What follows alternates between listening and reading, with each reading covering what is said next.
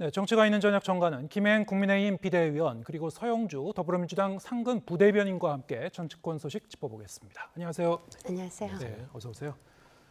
자, 오늘 예비 경선 결과가 국민의힘 발표를 했고 당대표 후보로는 김기현, 안철수, 천하람, 황교안 후보 이렇게 4파전으로 확정이 됐죠. 지금도 저희가 얘기하는 이 이름 순서는 가나다 순으로 네, 저희가 맞아요. 이제 계속 말씀드리는 거고요. 어차피 이제 순위는 공개적으로 발표하는 바는 없기 때문에 그렇게 가나다 순으로 계속 말씀드리겠습니다. 일단 양강 후보는 어느 정도 여론조사를 통해 많은 분들이 좀 예상을 했을 것 같은데 이 4위권까지 전반적으로 어떻게 좀 예상을 하셨습니까? 이제 직전 여론조사에서 되게 이제 그렇게 나왔죠. 네. 그렇게 나왔는데 실제로도 그렇게 나온 것 같아요. 네. 네, 그래서 사실 이제 저희 당원이 84만이나 되지 않습니까? 저는 이제 개인적으로 당심과 일반 여론조사가 굉장히 차이가 많을 것이다라는 우려도 좀 했었는데 역시 이제 84만 정도 가니까 민심이 상당히 비슷하게 가지 않았나 그냥 사후적으로 평가해 보면 좀 그런 생각이 듭니다. 네. 이제 국민의힘 얘기이기 때문에 계속 좀 김행 의원님한테 계속 질문을 드리면은 지금 천하람 후보가 상당히 막바지에 이제 출사표를 던지고 뛰어들었는데 이제 4명 안에 들었다는 것 자체도 상당히 어떻게 보면은 한 몇 주 전만 해도 아무도 이제 예상하지 못했던 그런 결과인 것 같습니다. 특히 대신 이제 통과하지 못한 다른 후보들 4선 윤상현 의원, 5선 조경태 의원, 4선, 5선 의원들을 탈락시키고 그야말로 어떻게 보면 정치 신인이라고도 할 수 있는 젊은 후보가 이렇게 이제 4위권 안에 들었단 말이죠. 순위는 저희가 이제 확실하게 알 수 없습니다만 이것만 해도 많은 분들이 뭐 이변이면 이변이라고 할 수도 있을 것 같은데 어떻게 보셨습니까? 네, 일단 그 천하람 후보가 상당히 본인의 경쟁력이 사실은 있어요. 네. 그리고 또 본인이 이제 비록 이준석 전 대표가 후원회장은 하고 있지만 자기는 뭐 반유는 아니다 이런 말씀도 분명히 하셨고 네. 또 실제로 만나보면 굉장히 매력적인 후보이기도 해요. 어떤 점에서 그러니까 그렇습니까? 아니 사리가 분명하고 네. 뭐 기득권 정치인들하고는 상당히 차이가 있죠. 예. 그래서 본인의 경쟁력이 전 첫 번째였다고 보고요. 그다음에 저희가 이제 당원이 한 25만 일적에 이준석 당시 후보를 대표로 만들어낸 정당이지 않습니까? 그러니까 이준석 전 대표의 일정 부분의 그 지분도 좀 있지 않나 그런 생각이 듭니다. 네. 네. 이준석 전 대표의 얘기를 방금 좀 언급하셨습니다만 특히 이제 최고위원 예비 경선 결과를 보면은 현역 친윤계 의원들이 이제 대거 떨어졌어요. 네네. 그리고 이른바 이제 이준석계라고 분류할 만한 후보들이 뭐 전부 다 이 컷오프 통과했다고 보면 되는 거죠. 네, 그렇죠. 예. 네. 희비가 그야말로 엇갈렸는데 이건 어떻게 보셨어요? 저희가 이제 그 당원 표가 4표가 있습니다. 하나는 예. 당대표, 이제 2표는 최고위원, 또 한 표는 청년 최고위원 이렇게 1인 4표제인데 그러자 이제 각 후보 진영에서 이 러닝메이트를 짜야 된다 이런 얘기들이 많이 나왔어요. 예. 그런데 김 후보나 안 후보 두 분은 러닝메이트 개념이 사실 좀 약했죠. 그런데 그 이준석 그 대표 측이라고 뭐 말씀드릴지 있을지 모르겠지만 여하튼 거기는 전략적으로 표가 분산되지 않도록 그 1인 4표제에 딱 맞게 4명의 후보를 냈던 그 전략이 매우 주요했다. 네. 저는 그렇게 봅니다. 표가 분산되지 않았거든요. 예. 근데 나머지 소위 뭐 친윤계 등등은 표가 분산이 돼서 이제 뒤늦게 뭐 전략적인 선택을 좀 해야지 되지 않냐. 사실 일찍부터 그 안철수 후보나 김기현 후보 측에서도 이 말이 나오긴 했어요. 예. 근데 이제 그 전략을 채택하지 못했던 것이죠. 본선 경쟁을 지켜봐야 되겠습니다만 오늘 이제 결과를 보고 친윤계에 대한 그 반발 심리가 좀 반영된 거 아닌가 뭐 이렇게 해석하는 시각도 있는 것 같습니다. 뭐 해석은 이제 여러 가지가 가능할 것 같은데요. 네. 그런 해석도 가능한데 뭐 조금 전에 이제 YTN 뉴스에서도 나오던데 그래서 이제 친윤계에서 좀 이번에 네. 이제 진짜 그 전당대회에서는 좀 전략적으로 좀 누구를 밀고 누구는 좀 지키고 이렇게 해야지 되지 않을까라는 반성도 좀 하고 있는 것 같아요. 예. 이준석 그 후보 측이 역시 전략적인 선택이 저는 먹혀들었다 이렇게 생각이 듭니다. 예. 4표를 쓸 수 있게 해야지 되는데 네. 친윤계는 솔직히 이제 후보가 많으니까 다 분산이 됐죠. 그렇군요. 예. 민주당 쪽에서도 지금 예비 경선 결과 포함해서 굉장히 흥미롭게 지켜보고 계실 것 같은데 어떻게 보셨습니까? 대단히 흥미롭게 지켜보고 있습니다. 그러니까 뭐 이런 국민의힘이 이 전당대회가 중요한 이유는 말하자면 집권 여당이잖아요. 네. 국정을 책임지는 여당이기 때문에 어떤 대표가 되느냐에 따라서 야당도 파트너이기 때문에 누가 될까 예. 이런 부분인데 뭐 이제 김행희 의원님께서는 조금 더 이제 국민의힘 사정을 아니까 그렇게 얘기하신 것 같고 그냥 정치적으로 봤을 때는 구도 측면에서 이번 전당대회 이번 천하람 후보의 어떤 이변 같은 그런 컷오프에 들어온 부분들은 이거는 제가 봐서는 누구나 마찬가지일 것 같아요. 그러니까 정당 정치를 주축으로 하는 민주당과 국민의힘 똑같은데 결국에는 나라의 주인이 국민이듯이 당의 주인도 당원입니다. 그럼요. 그러니까 결국에는 주인한테 읍수하고 부탁하고 저희를 도와주십시오 하는 것들이 결국은 정치 영역입니다. 근데 이번에 보면 조금 과정 자체가 불공정했다고 느끼시는 당원들이 좀 꽤 있지 않았냐. 그런 부분들을 주장한 측이 천하람 후보나 이준석 전 대표 이런 쪽에 이제 메시지였습니다. 그래서 이 과정 속에서 용산이 너무 지나치게 개입을 하고 이런 부분들이 과정이 너무 맞듣지 않고 뭔가 강제적으로 당원들에게 투표하게 만드는. 그러니까 김기현 후보에게만 뭔가 손을 내밀어 달라는 그런 무언의 시그널 자체가 어떤 국민의힘의 당원들, 당원 여론조사는 아니겠지만 국민의힘의 지지층으로 나온 결과니까요. 그런 부분에서 굉장히 좀 불쾌감, 반감들이 나타난 결과지 않냐. 그런 부분에서는 조금 용산도 다시 한번 각성을 해야 될 것 같고요. 김기현 후보 자체도 본인이 과연 정말로 이 보수 정당의 리더로서 자기 힘으로 여기까지 이강구도, 양강구도에 올라왔는지 네. 이 부분도 한번 다시 돌아볼 필요가 있다. 좀 그렇게 보고 있습니다. 네, 지금 말씀하신 그 맥락에서 좀 연결해서 얘기해 볼 수 있을 것 같은데요. 국민의힘 당원이 상당히 많이 늘어났어요. 네. 네. 어제 이제 발표한 그 당원들의 구성을 보면은 2040 세대 그리고 수도권 당원이 이전보다 상당히 좀 비중이 늘어난 측면이 늘어났어요. 있었습니다. 네. 그 부분이 지금 말씀하신 대로 그 당원들 사이에도 이제 의견이 상당히 좀 다양화되고 새로운 시각을 가진 그런 분들이 좀 늘어났다는 측면에서 좀 이해할 수 있을 것 같은데 어떻게 전망하십니까? 어떤 그래서 좀 중요한 변수가 될 것 같아요. 저도 이제 그것이 우리 당의 이제 활력이다 이렇게 예. 생각이 드는데요. 사실 수도권하고 이제 저희가 그 전에는 대구 경북 지역이 주요 당원들이었었어요. 근데 이번에 수도권의 당원 수가 대구 경북 못지않게 굉장히 많았고요. 그리고 이제 10대, 20대도 꽤 많이 늘었죠. 그래서 이제 저희가 84만 사실은 이제 1월 말로 끊어서 그렇지 그 후에도 지금 계속 들어와서 네.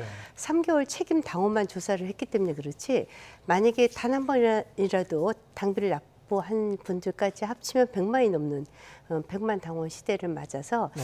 저희가 아마 민심이 상당히 반영될 수 있는 구조였다 이렇게 보여집니다. 예. 네. 근데 좀 한 달 남짓하게 남은 기간 동안에 사실 여러 가지 변수가 있을 수 있겠죠. 네네. 지금 요 며칠 동안 나경원 전 의원과 김기현 의원이 서로 이제 손을 잡는 그런 그 모습을 연출을 했었고 지금 천하람 후보가 막바지에 이제 뛰어든 그런 그 변수 그리고 오늘 예비 경선에서 또 탈락한 그런 후보들의 그 지지층들은 어디로 갈 것인가 본선에서는 네. 이런 것도 이제 흥미로울 것 같은데 어떻게 전망하십니까? 이제 그 다음 주 월요일부터 네. 제주도부터 시작해서 부산 이렇게 밑에서부터 올라오면서 이제 합동 연설에 예. 그야말로 전당대회를 이제 지역별로 쭉 해서 마지막 3월 8일 날 서울에서 일산의 킨텍스에서 하는데요. 네. 사실 이제 그 현장 전당대회가 또 의외의 결과를 굉장히 가져올 수 있어요. 예. 그것이 굉장히 중요하거든요. 그것도 네 번의 TV 토론 있지 않습니까? 지금까지는 아직 그 후보들의 민낯을 보지 예. 못한 거예요. 그래서 이제 현장에서 어떠한 변화가 나올지 저희도 상당히 궁금해요. 예. 네. TV 토론의 이제 토론 실력 그리고 네네. 정책과 비전 이게 상당히 네네. 중요할 것 같은데 지금 이 당대표 본선에 진출한 네. 네 분의 후보의 경력이라든가 경륜이라든가 혹은 어떤 실력을 보면은 다 네 명 다 좀 만만치 않은 측면이 있을 것 같습니다. 그렇죠. 토론에서도. 네 분 예. 다. 네네. 예. 천하람 후보도 뭐 굉장히 개인적으로 매력 있는 후보가 사실 이분이 이제 대구 출신이세요. 변호사이시고. 네네. 근데 이제 전라남도 순천에 가서 지역구도를 깨겠다 이렇게 한 아주 젊은 정치인이니까 네. 나름 경쟁력이 있는 후보죠. 저희 당이 아주 중요한 자산입니다. 예, 알겠습니다. 이번에는 이재명 대표의 오늘 검찰 출석 소식 좀 짚어보겠습니다. 이재명 대표가 13일 만에 검찰에 출석을 하면서 들어가기에 앞서서 이제 취재진과 만나서 상당히 또 한 번 검찰을 향해서 강도 높은 그 비판의 목소리를 내놨죠. 어떻게 보셨습니까? 그래서 이분이 뭐 횟수레를 뭐 돌린다 뭐 이런 말씀하셨는데 그게 이제 얼굴에 회칠하고 뭐 동네를 돌기 위해서 망신을 줬다 뭐 이런 뜻인 것 같아요. 그런데 이제 또 이제 그 권력이 있으니까 이렇게 마음대로 했다 네. 이렇게 얘기하지 않습니까? 근데 사실 지금 야당의 권력도 상당하죠. 거대 야당 아닙니까?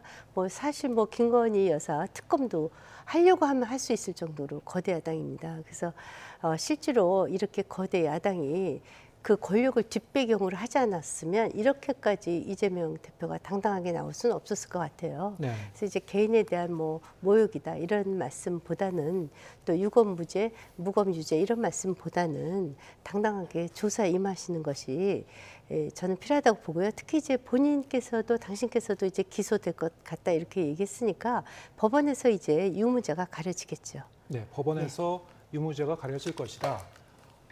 지금 이제 화면에도 좀 나왔습니다만 그 유검무죄, 무검유죄 그리고 뭐 정적 죽이기, 뭐 칼춤을 추고 있다. 상당히 이제 수위 높은 그런 그 비판을 내놨고 오늘 검찰에 들어갈 때는 그야말로 변호사만 대동하고 이제 혼자 들어가신 거죠. 이따가 그렇죠. 나올 때도 뭐 다른 의원들이 가지 않을 것 같기도 한데요. 그렇죠. 예, 이번에는 오지 말으라고 강력하게 얘기했습니다. 왜냐하면 뭐 몇 명만 또 가도 걱정돼서 가도 될 법한데 네, 그 자체도 이제 국민의힘에서 또 꼬투리 잡고 뭐 정쟁으로 활용을 하니까 이것도 하지 말아라. 근데 저는 이재명 대표가 이해가 되는 게 있어요. 왜 그러냐면 이 정도 되면 네. 검찰이 너무 칼춤을 추지 않냐라고 얘기할 수 있을 것 같고요. 그러니까 유검무죄, 무검유죄 했던 거는요. 아마 이건 재판이었을 거예요. 엊그제 50억 퇴직금 예. 박상도 의원에 대한 무죄 재판부. 예, 근데 이 재판부 판결했을 때, 야, 이 새로운 판례가 나온 거죠. 아직 뭐 1심이라서 모르지만 50억으로 박상도 전 의원의 아들에게 퇴직금을 줬음에도 불구하고 그게 결혼을 해서 독립된 경제를 갖고 있기 때문에 이건 연관성이 없다라는 것이거든요. 근데 판결문을 보면 검찰의 자료를 증거 자료에 따르면 이 혐의를 입증할 수 없다는 또 판결문 내용이 나옵니다. 그러니까 결국엔 검찰이요. 검찰권을 활용해서 검찰에 관련된 곽상도 의원은 전 의원은 봐주기식으로 기소를 약하게 한 것이고 결국엔 그러다 보니까 증거가 부실해서 재판부는 50억의 퇴직금을 이게 어떤 관련성이 없다고 내리는 희대의 저는 판결을 내렸다고 봅니다. 저는 그런 말에서 이 얘기가 나온 것이고 그리고 검찰이 보면 지금 이재명 대표는 소환에 불응하지 않고 성실하게 나가고 있습니다. 하지만 너무 많이 불러요. 한 번 불러서 조사할 거 있으면 확실한 증거를 제시하고 증거를 제시하면 이재명 대표가 말하지 못할 게 뭐 있겠습니까?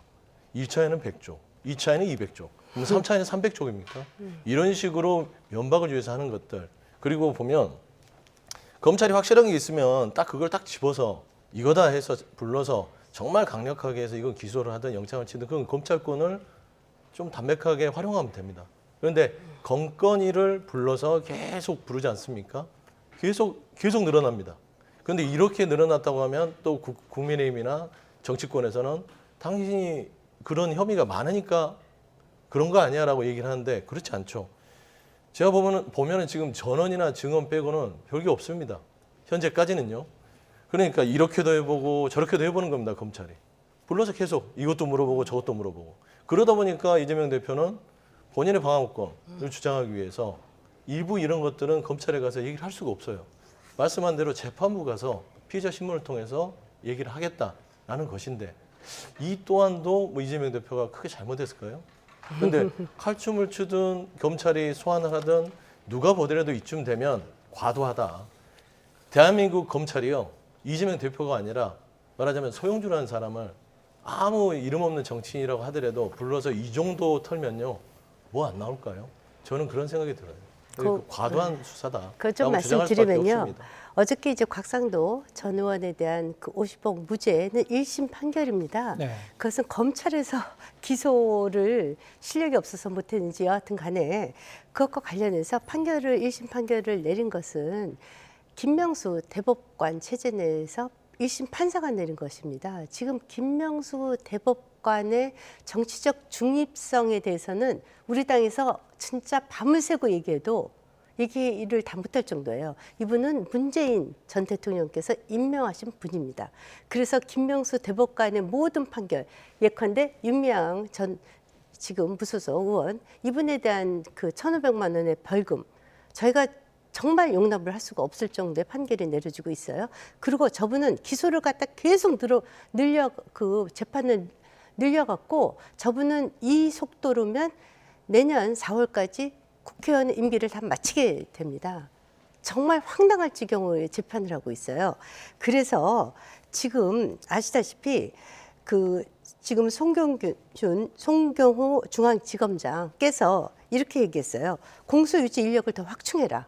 어떻게 그것이 이렇게 무죄 1심에서 나올 수가 있냐. 그래서 대장동 비리를 그 수사 중인 반부패 수사 3부 강백신 부산검사 측의 소속 검사들을 지금 공판에 추가 투입했습니다. 네. 그래서 더 적극적으로 항소해라. 즉각 항소해라. 그래서 남은 50억 클럽까지 전부 다 진상조사해라라고 바로 지시가 떨어졌습니다. 그럼 어제 이 곽성도 전 의원에 대한 이제 50억 무죄 판결에 대해서는 네. 김행 위원님께서도 정서적으로나 안 맞는 거죠. 논리적으로 네. 납득하기 어려운 판결이다. 네. 그래서 지금 그 중앙지검장께서 네. 지금 이것을 적극적으로 더 조사를 해라. 그래서 추가 인력까지 보강시켰고 나머지 50억 클럽에 대해서도 강력하게 조사하라라고 어저께 지시를 내리는 사건입니다.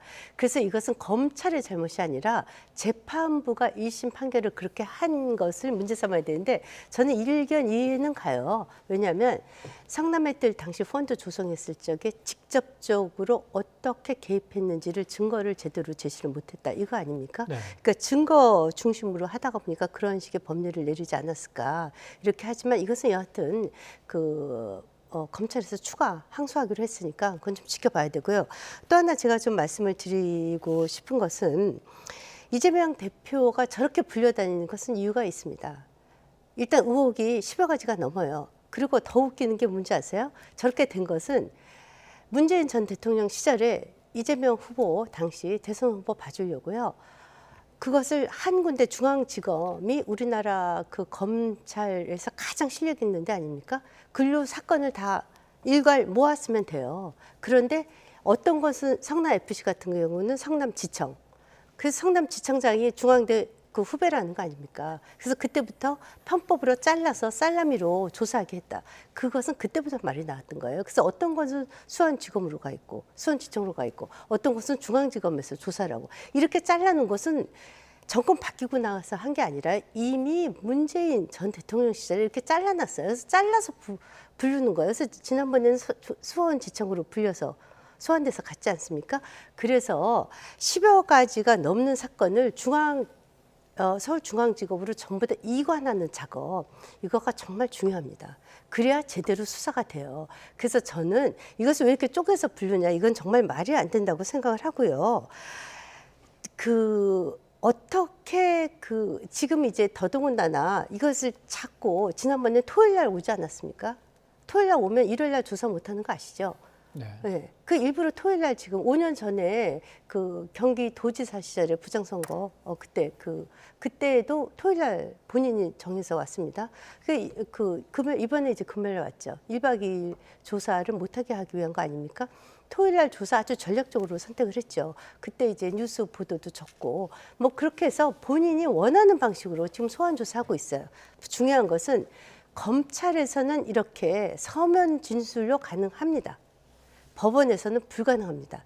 법원에서 이렇게 조사에 협조를 하지 않으면 또 그 묵비권을 행사하면요 법정 구속될 수 있습니다. 법원의 판결은 다르거든요. 네. 그때도 얘기하실 수 있어요? 제가 말씀 좀 네. 드릴까요?